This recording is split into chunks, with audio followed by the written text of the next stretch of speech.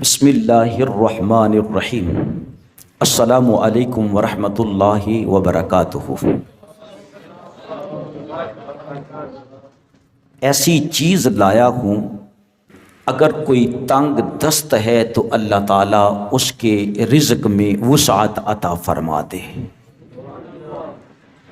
اور جو کوئی اس وظیفے کو کرتا رہے اللہ رب العزت اس کی حفاظت فرما دے، انسانوں کے شرور سے، شروں سے بچائے، اور شیاطین جمع ہو جائیں تو پھر بھی اسے نقصان نہ پہنچا سکیں۔ حفظہ اللہ تعالی من شرور الناس والشیاطین،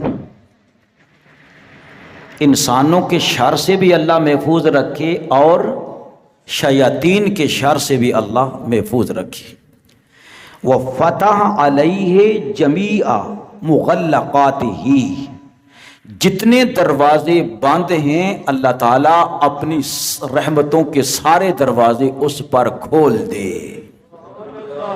من الدنیا والآخرہ، دنیا کے اندر بھی اور آخرت کے دروازے بھی کھول دے۔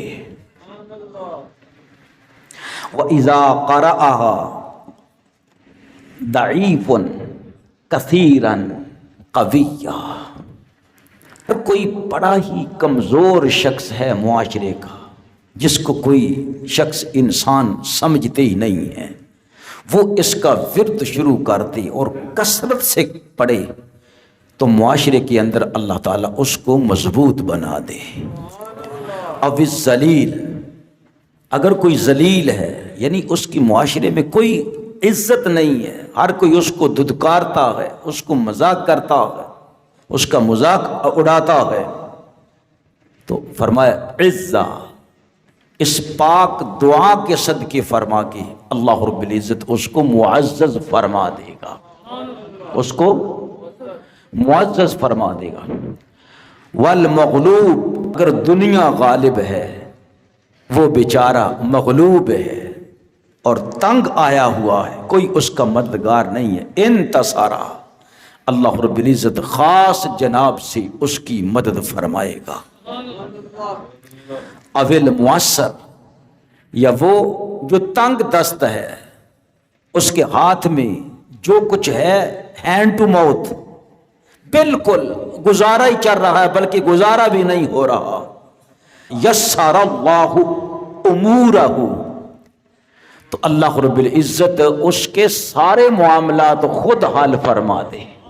اب المدیون، یا کسی پر قرض اتنا ہے کہ وہ کہے گا یہ تو پہاڑوں کی طرح قرض ہے، میری ساری فیکٹری بک گئی ہے اور میں کروڑوں روپیوں کا مقروض ہو گیا ہوں، قضا دینہ، تو اللہ تعالیٰ خود اس کا قرض جو ہے اس کو ادا فرما دے گا اور اس کو پتہ بھی نہ چلے گا۔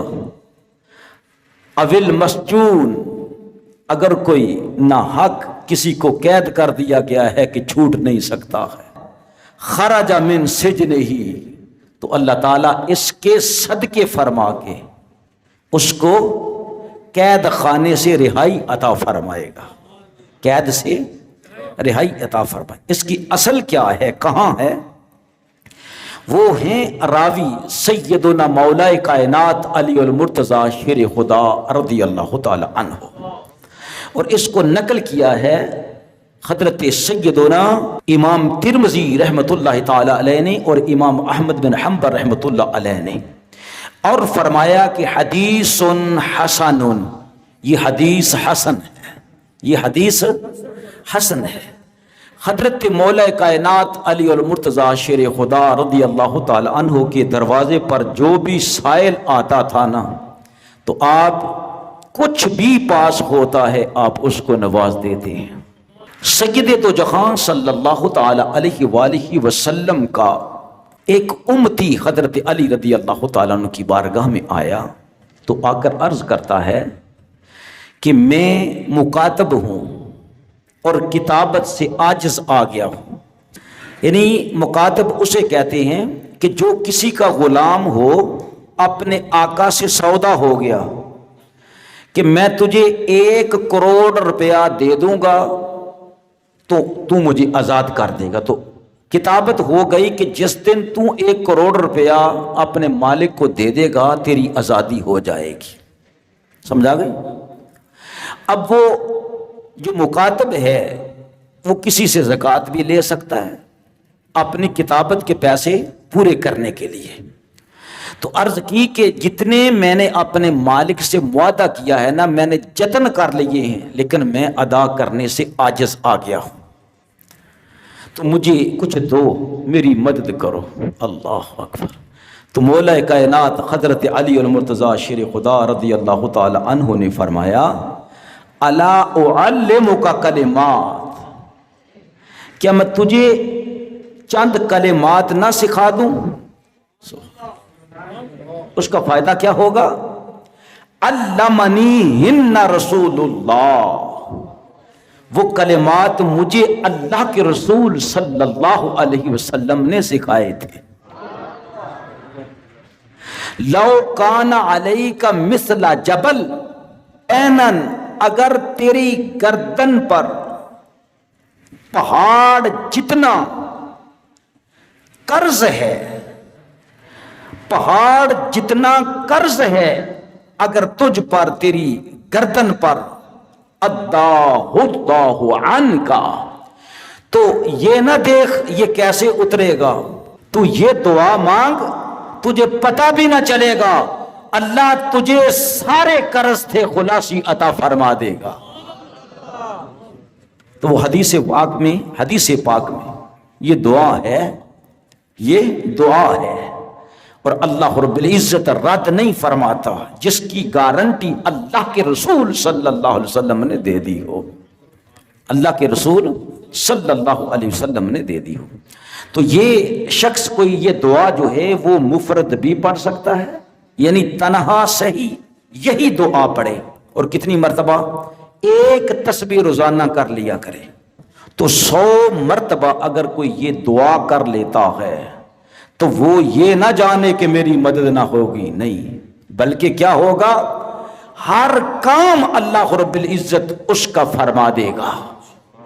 مغلوب ہے اللہ غلبہ عطا فرما دے گا، بے عزت ہے تو اللہ تعالیٰ اس کو ذلت اور رسوائی سے بچائے گا، بلکہ دونوں جہانوں میں اللہ رب العزت اس کا مددگار بن جائے گا.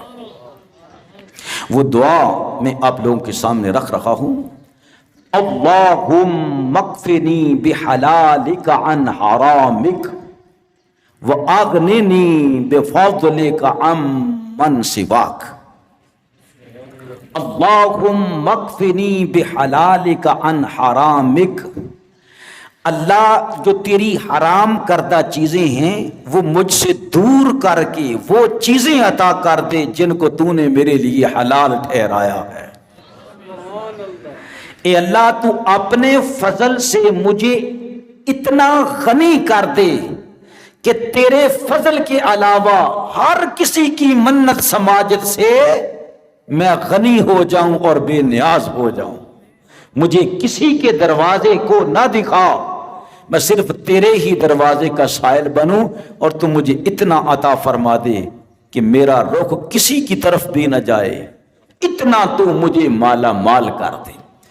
تو پھر صرف قرض کی ادائیگی ہی نہیں، وسعت رزق ہی نہیں، بلکہ معاشرے میں ایک نکھرا ہوا شخص بن کر سامنے آ جائے گا، اور اسی کے صدقے اللہ رب العزت اس کے اخلاق کو بھی بہتر بنا دے گا، اور ہر شر سے اللہ رب العزت اسے محفوظ فرما دے گا.